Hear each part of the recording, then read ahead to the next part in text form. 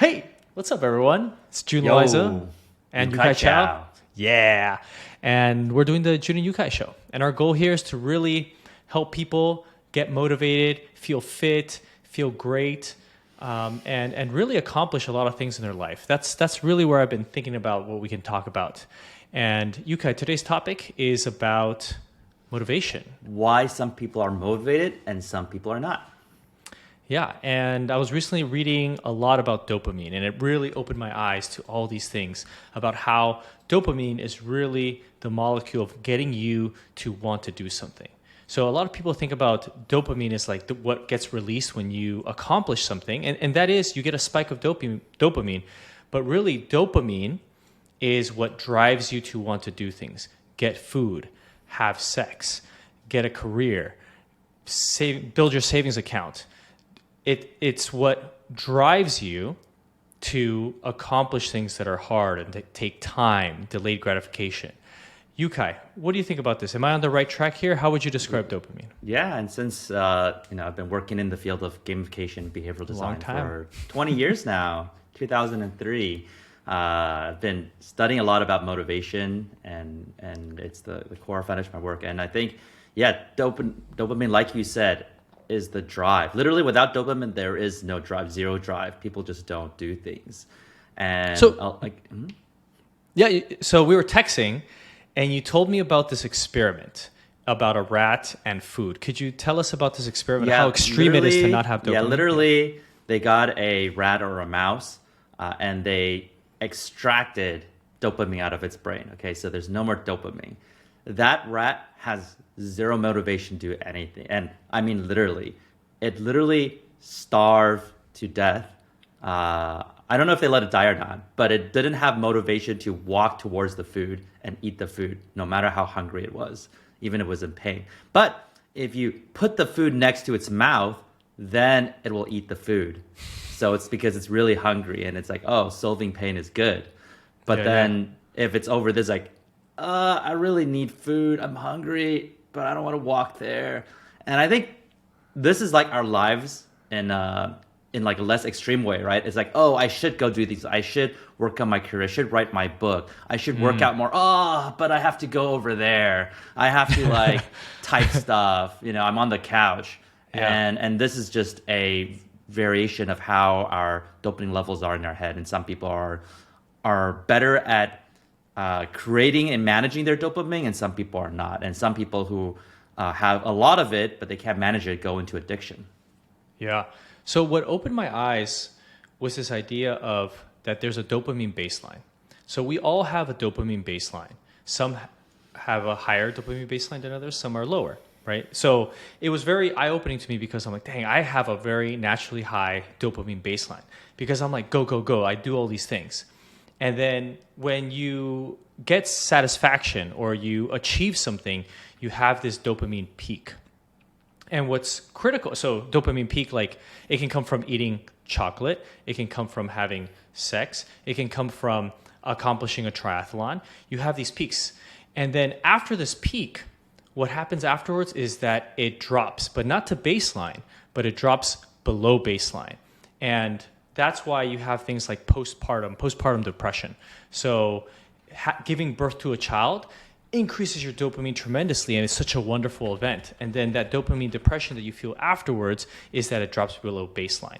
And then gradually it comes back to baseline. And here's the key. So this is something that I think is important. I want to dive into with you, Yukai.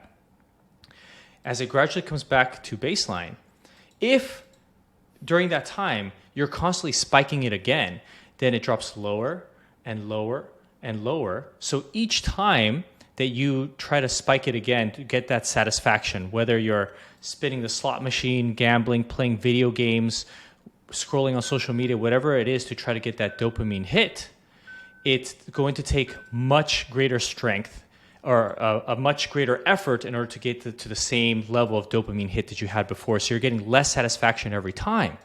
So then I think this is what eventually leads into addiction, is what you were talking about, UK, because you're craving to keep getting that spike, but you never get there. Is that correct? Yeah, absolutely. So that's where a lot of people, they don't think, oh, I'm not getting the same satisfaction as before, so I should stop doing it. A lot of people's like, oh, I need to get the same satisfaction before, which means I need to keep doing it until I get to that level. And so you have to put in more and more labor, in a sense. It becomes more laborious to get the same satisfaction. And then at one point, it lowers to the point that you're just spending all day doing this activity, yet not getting any satisfaction. Which is crazy, right? You may have already known this, but for me, this was huge because sometimes I felt like I always have to be productive. I was always operating under this mode. Like if I'm waiting in line, I should be on Twitter replying to tweets. If I'm on the toilet, I should be watching YouTube videos to learn. And sometimes I'm not even watching YouTube videos to learn. I'm just getting entertained. And I was thinking like I should just be productive in every step of the way.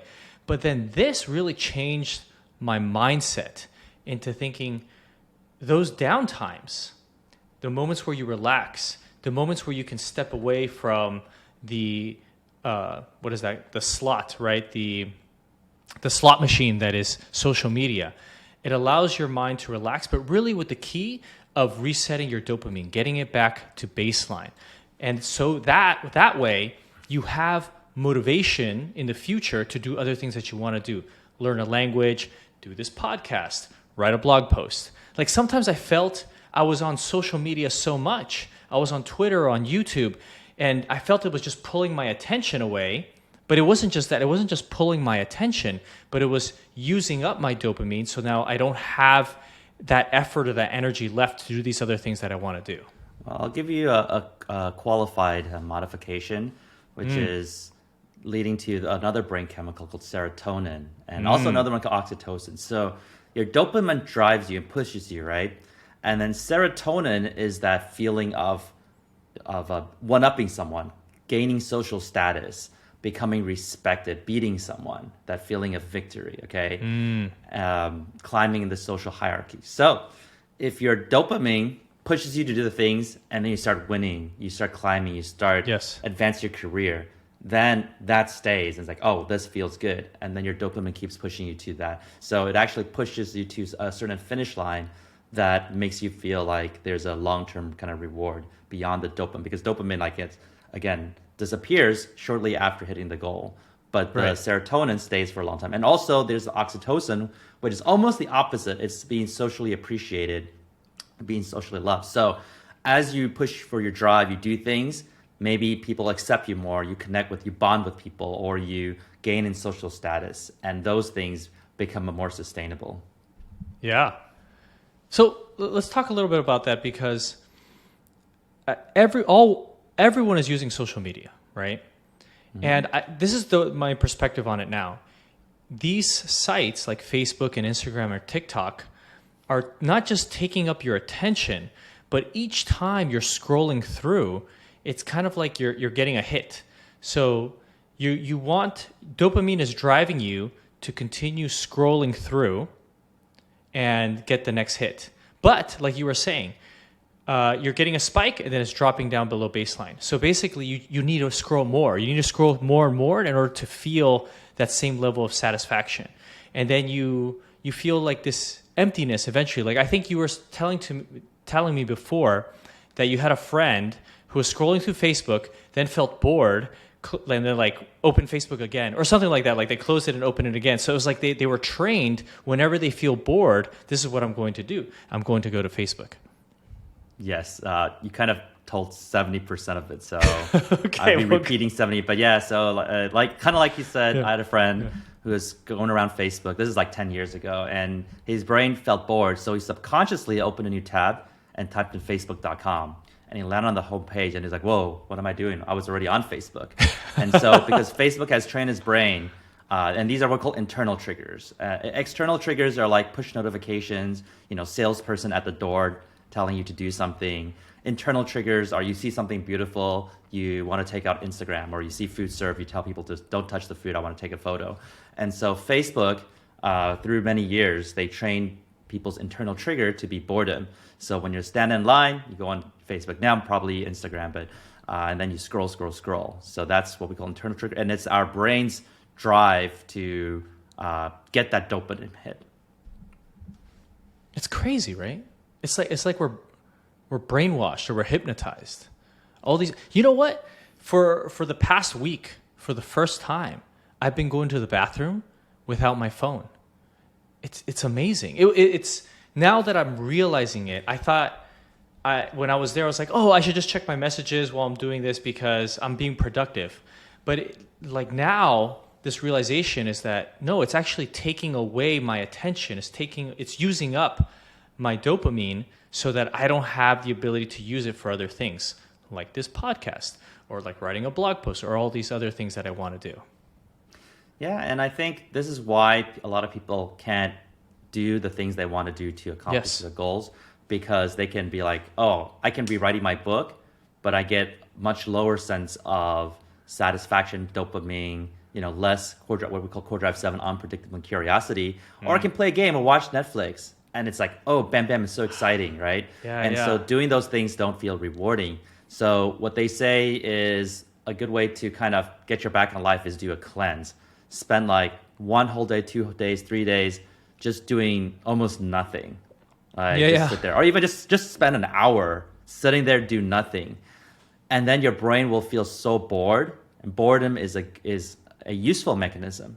Your brain will feel bored that you're like, okay, what should I be doing? And it's like, okay, writing a book actually feels creative now. It feels happy again. Right. So so you have to cleanse that dopamine level. Yeah. It's mind-boggling that boredom is actually useful. It's actually important to feel bored. And I think about this with my children. We don't realize that boredom for children is actually good because it allows their minds to wander and explore. Because what do most parents do when they're shopping at the grocery store or they're at the restaurant or they're waiting for the food? They give their children the phone. And I was talking with Kim about this. Kim is my wife. I was talking with Kim about this last night. And I told her, we're sapping the dopamine from a whole new generation of children. We're basically lowering all of their baseline dopamine so that they're going to be more highly prone to being depressed or anxious. And we see this now. If you look at all the studies and all the research, more and more teenagers are coming out and they're more depressed. They're more anxious. And I feel like so much of this is not just social media and wanting to get those likes. It is, right? It's social media wanting to get those likes. But they are being trained through Facebook, Instagram, and TikTok now. All their attention should just be here. Or porn. All their attention should just be here. Why would a man, Yu-kai, move out of the house, get a job, get a career, become financially stable, get status, achieve some power in society in order to find a mate, find a woman, or whoever else to marry and have your children? Why? When all that stuff is hard and you can just go on your phone and get all the satisfaction that you need right there. Yeah, it's like the rat that has a button they press and then instantly they have dopamine in their head and they feel good. They just press this addiction machine. So why would they do anything else? Yeah. Right. And also there's another experiment. There is that where they press a button and their brains create happy chemicals and they don't look for food. They don't look for mates. They just keep pressing that button. But I think it's important, and this is something we've talked about before, which is that, even though it's just so much easier to get the pleasure we want, the satisfaction from social media tools, from games and whatnot, doing the hard things build a feeling of competency, and a feeling of competency leads to confidence and self-esteem.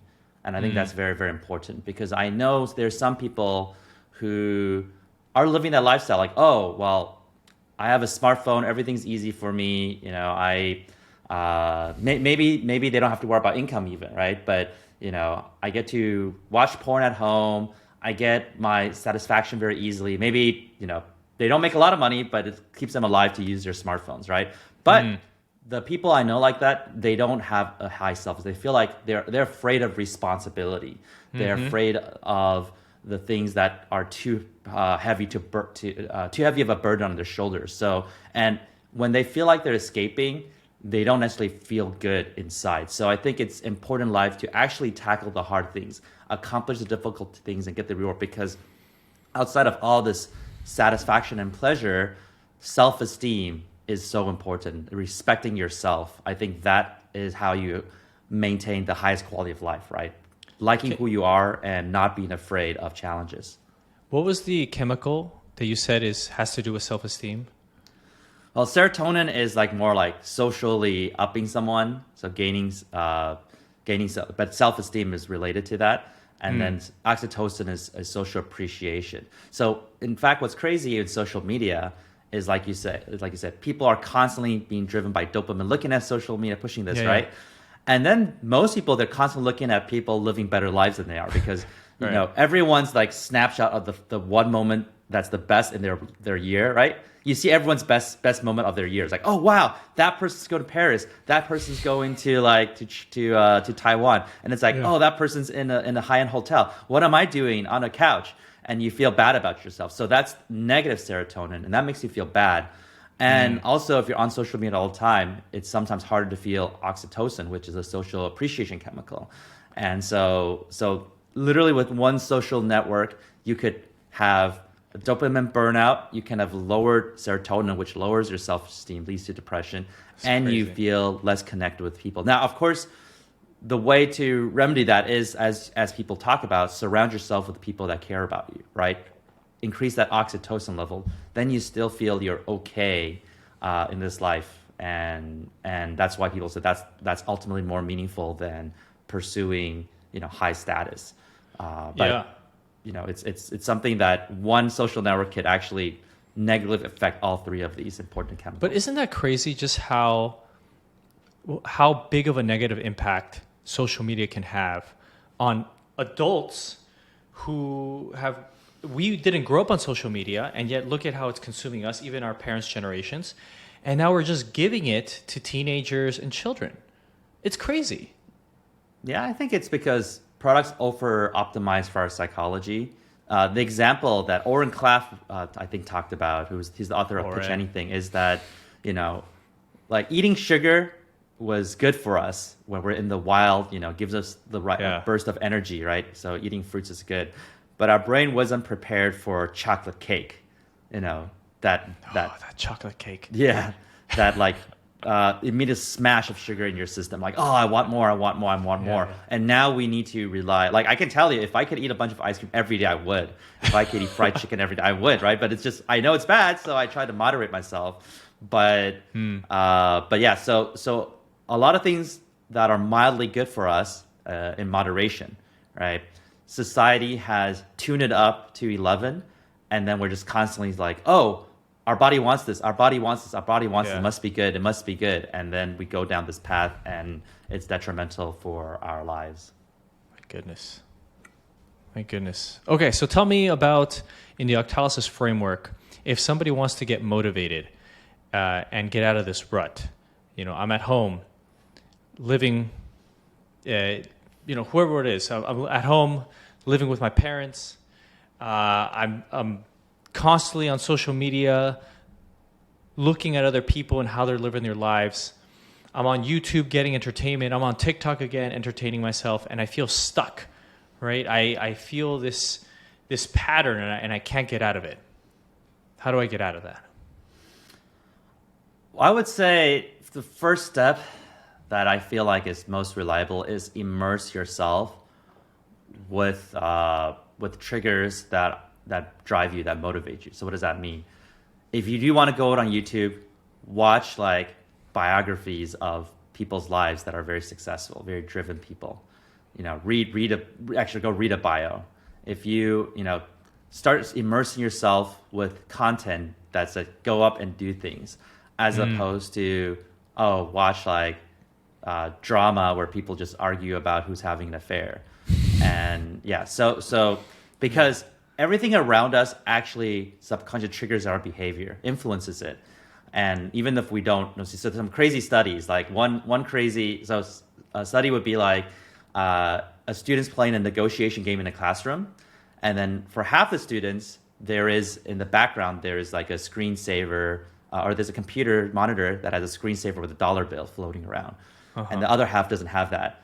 And for the first group, they negotiate much more aggressively, apparently. And then when you ask them, hey, do you think that dollar bill floating in the background affected your negotiation? They would say, wait, I didn't even notice that. Of course it didn't affect me. So that's, but it subconsciously does. Another crazy example was this, I think they called the Florida experiment, which is people played a word game, and two groups, right? For the first group, there are words in it like Florida, gray, cane, and all those things. And these things all connect to the word old, but the word old isn't mentioned. And the other group just had random words.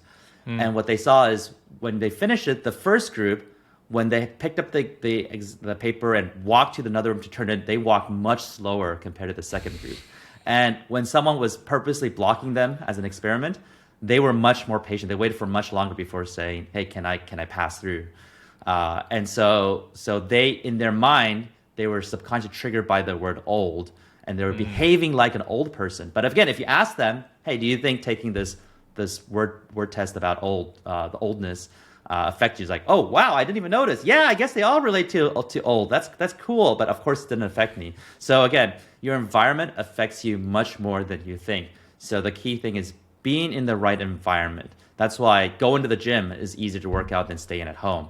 If your desk is next to your bed, then your bed is always triggering you. Hey, go sleep on the bed. Go lie down. Go lie down. Yeah.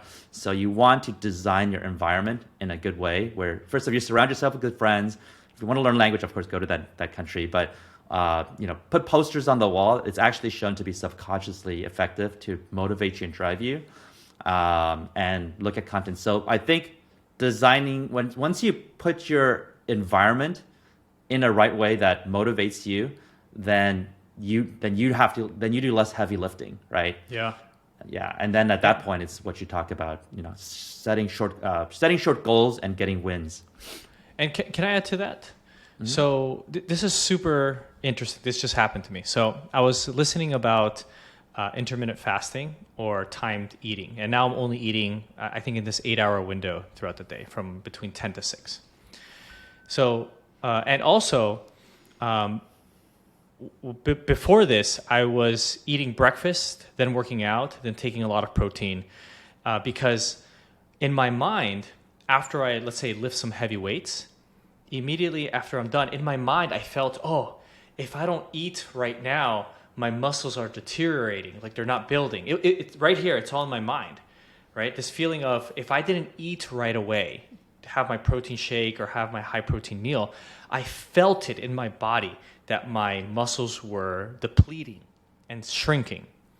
And this is how I operated for a long time. Then I listened to a podcast, I was reading a book, I was consuming a lot of information about the best methods of eating, and that it doesn't matter when you eat throughout the day, as long as you get enough protein in that day, your muscles will build. So that immediately changed my mindset.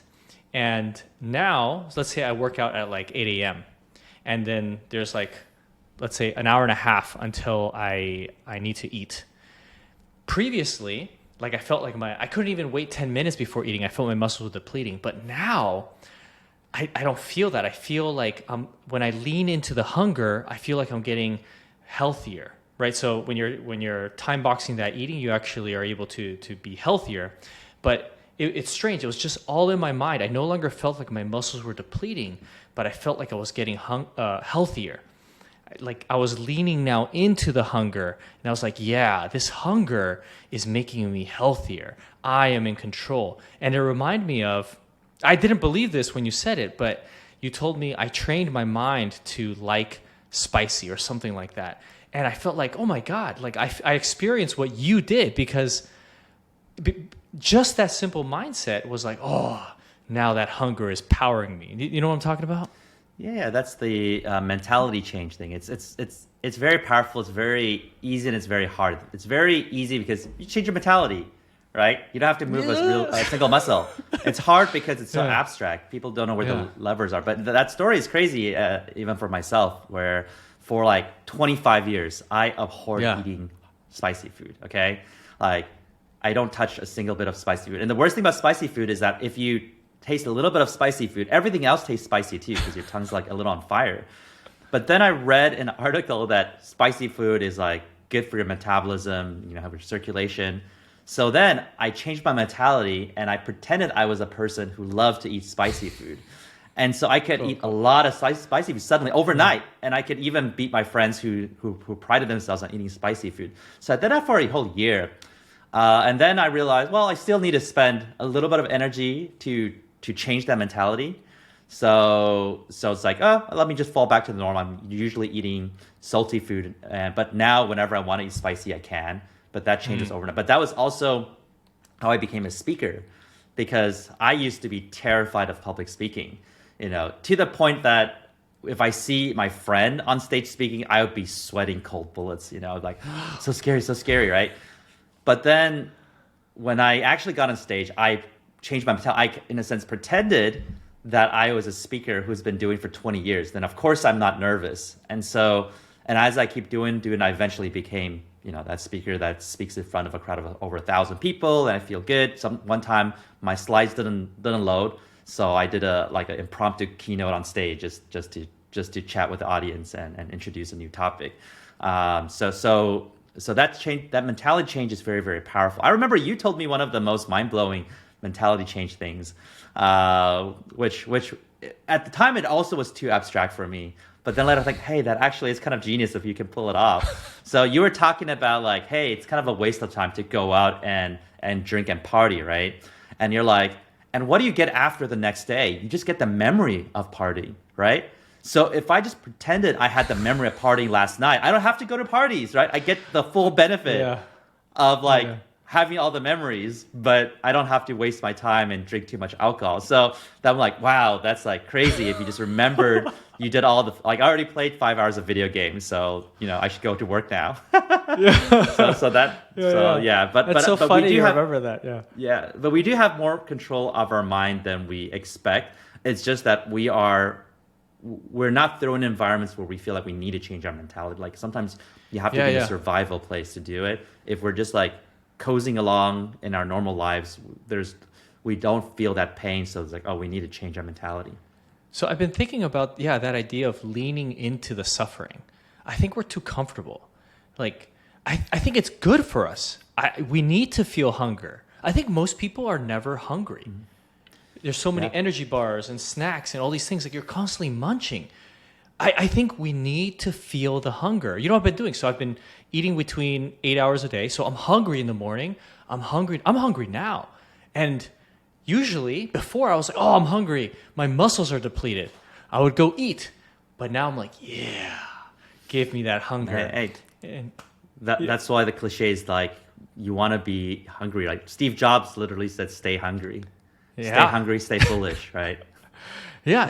Stay hungry. And then I'm doing cold immersion therapy. I'm doing cryotherapy, but I've also done ice baths, which we'll get into maybe in another episode, but it's another way to increase the baseline level of your dopamine.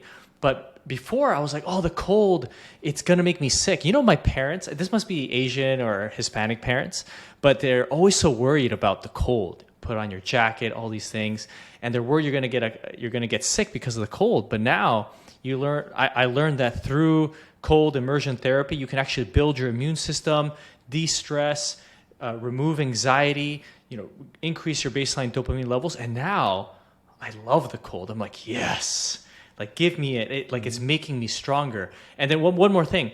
And then the boredom aspect, like before I couldn't meditate. I felt like it was so unproductive. I felt that meditation was for people that couldn't handle the stress or didn't have the motivation to work. Like you and me, we can just work all the time. And I felt like meditation was to help people who couldn't work all the time get to work. But then just this week, the simple mind switch of, meditation is actually good for you because it can help reset your dopamine levels, maybe even increase your baseline dopamine. I'm like, now when I meditate, like this week, it was a switch. It was like, this is actually good for me. I'm going to, after this, go talk to Yu-kai and have a fantastic podcast. Like you can do it once you realize it's productive. Exactly. You're so goal-driven, you're meditating. But that's the point. And that's what I want people to understand is it's here.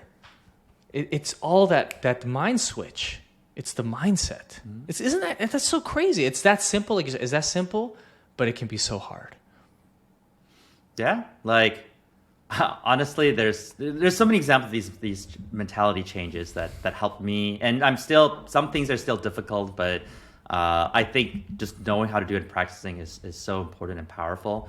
And like but the cold thing, I think going to cold bath, training yourself in the cold is kind of like maybe like a vaccine, where it's like it introduces this cold into your system where you can manage it, and therefore your immune system gets stronger as a response to it. I think the cold definitely leads to sickness. That's why it's called cold. And right? I'm sure there's enough pattern recognition that when you're exposed to the cold, you get sick more in all cultures, right? That's like a cold. Yeah, people said, "Oh, it's I not need the to cold research that makes this. you sick. Yeah. It's the bacteria. It's the bacteria." But Yeah, what I understand is yeah. the cold lowers your immune system, or your body needs to work harder to keep yourself warm. So it's working so hard to keep yourself warm against the cold that bacteria, which is everywhere around us, can harm us more.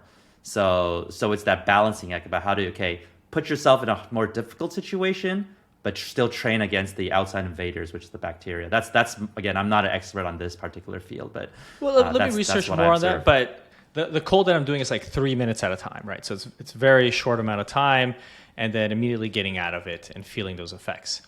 Okay, but leading into the suffering, like people are too comfortable. It's too easy to get satisfaction. We have to lean into the suffering. It's too easy to get a date. You just go on the app and you flippity flip, right? No, you got to go out there. You got to meet people. You have to work at it, and it's hard. But how do we get people to do it? That's right? like the Wall-E movie. Yeah. You remember the people in space, they're all, and they don't, and they're like, they're just interacting with their screens, and then once their screen got shut down, it's like, oh, we have a pool here. Like, oh. And then they actually touch hands, like, oh, a human being. Wow. Human touch. Yeah, human touch, right? And it's like, these people have everything served to them that they forgot about the simple things in life. That's what it is, right? Then you have to turn off the screen. I think it starts with that. It's that simple. Delete all social media from your phone. YouTube and Instagram and TikTok and Facebook. Delete it all. Don't watch this conversation. Turn it off right now. Listen to this in podcast form. So no, because of that, this is going to be on YouTube and in the podcast form. I still think podcasts are valuable. I think podcasts are so cool because you could be working out, like running and listening, commuting. They're so cool. Yeah. Driving the car. But maybe in a future episode, we'll get into the actual tactics. I know we wanted to do 10, 15 minutes. It's now 32 minutes. That's how we roll. Yeah. And I want to just end with that, to your point, when my twin daughters, Symphony Harmony, they're 5 now, when they're complaining that, oh, I'm hungry, and it's already like late in the evening, I'll say, the feeling of hunger is your body burning excessive fat. That's the feeling. That's what it means. And then when they say, I'm tired, I'm like, oh, that's the opportunity to become stronger. If you don't feel tired, you don't have an opportunity to be stronger. And when they get bit by, and this is still starting when they were 2 years old, I believe. Like when they got bit by a mosquito, they're like, oh, it's itchy. And I'm like, see, that's the perfect opportunity to learn how to persevere. Because if you didn't get that mosquito bite, you don't have any opportunities to practice. So yay. I train them to think that. I mean, they're definitely not there yet. They don't be like, yay, but they will say, they will remind each other. Like when Harmony has a mosquito bite, that Symphony be, hey, look, that's an opportunity to learn how to persevere. That's great. So you know what I do with my kids? So Juniper and Kimball, right, 5 and 3 years old right now. So I teach them about self-control. It's important to have self-control. And I teach them things like sugar. Sugar's trying to control your mind. And you have to learn to be able to turn that off and say, you know what? You don't control me. I control you. So the way we practice this, Kim thinks I'm insane. But the way we practice is, let's say they're eating lollipops. They're eating a lollipop. I'm like, okay, Juniper, Kimball, it's time for you to practice your self-control. And they know. So they'll be like, okay. So they'll lick it a few more times. They'll walk to the trash can and they'll throw it away. And they'll throw it, like it's not even done. And that's them practicing self-control. It's like, this lollipop does not control me, even though it's so delicious. I tell them, I know it's delicious and I know you want to eat it. And in the future, when you're older, you're going to be able to make that decision and finish it. But right now, what I want you to practice is, even though you really want this, you can say, no, it's not good for me, and I can throw it away. So they practice themselves. They just throw it away themselves. I don't have to take it from them. I think psychologically that's very interesting because there's a difference between them throwing away themselves, which is core drive 3, empowerment of creativity and feedback, versus like you just taking away from them. No, for sure. Yeah, because that's sure. gonna feel bad, right? And so just like my kids, they like to watch like Netflix, and if I just like stop and I turn off the TV, they'll have a hard time adjusting. But if I say, you know, go and turn off the TV, do it, and if they do it, then they feel like in control, right? It didn't happen to them, you know. They actually pushed for it because they were strong. By the pro tip for every parent out there, even from like 1 year old, like, first of all, counting to 3 is powerful, but most people know that, you know, somehow we'll talk about it later. But when they're watching TVs and iPad and you want to stop it without them throwing a tantrum, do a countdown from 10. It's like, all right, you get to watch for 10 more seconds. 10, 9, 8, and you count like slowly, 7, 6, and at when it's like 3, they're like, oh, I'm just gonna turn it off. You know? It probably doesn't work for everyone, but I've told people that, and people wrote emails like, Yu-kai, this worked like a charm. So because you know, when you just shut down the TV, sometimes they're just screaming for like 30 minutes.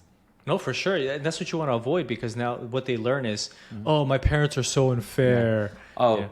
That takes us back to our starting topic about dopamine. It's because you immediately like shut down their dopamine if you just turn it off immediately. And it's like, my dopamine level's gone. I'm panicking, okay? Yeah. But if you give them 10 seconds, you allow them the time to slowly decrease that dopamine and back to the base state. So in that sense, I think we should wrap up and return everyone's dopamine back to the baseline. Wait, I want to give one more example. Sure, okay, you do that. Fine, you do it. One more. So you talked about the screen time. Yeah, screen time is, we try to keep it as controlled as possible in our household as well. And the way I do it is, as they're watching, you know, be like, okay, it's time to practice responsibility and self-control. It's time to turn it off. And Juniper now, she's been trained, and she will turn it off. Kimball's still like looking at it, and Junie will look at her. She's like, you know, like, what's going on? Like, you have to turn it off. And then I tell Kimball, I don't do the countdown, but I tell her, Kimball, do you want to give it to me, or do you want me to take it away? She'll look at me. And you can tell she wants to, but it's like she's hooked, right? She's struggling. She's struggling inside. I'm like, okay, Kimball, I'm going to have to take it away. I don't want to, but I'll take it away. And you have to practice responsibility. And then she'll eventually, every time, like, this has not failed. Every time she'll eventually give it to me. But it's that patience for the parent. It takes me a while, but eventually she'll give it. But can you imagine if I just took it from her, though, right? Then all the progress or all the lessons that you're trying to teach is cut right there. And they're just like screaming and I think that will train them to like hide away from you and watch it. Yeah. You know, it's like as long as you can't take it away, then they need to grab that moment. That's core drive 6 scarcity. Yeah, but if they learn to just control and give it to you, then it doesn't matter if you're around. Absolutely. Okay. So our 10 to 15 minute episode has turned into almost 40 but that's minutes. Okay. That's nice. Okay. I think that's still solid. It's under an hour. Because life is worth it. Yeah. So next time, maybe we'll talk about actual tactics. Maybe we'll talk about current affairs and what's going on in the world. But ultimately, we want to help young people our age, we're no longer young, just people take control of their lives and get out of this idea of being the victim. And you are no longer the victim, you are responsible. Let's not go into victim right now. That'll be a whole other hour. Maybe we'll talk about that for the next episode. Yep. All right. So thanks for tuning in if you've watched the 40 minutes to now. But we're going to make a lot more. So stick around and check out the Jun and Yu-kai show. Cool. See you guys. Peace out.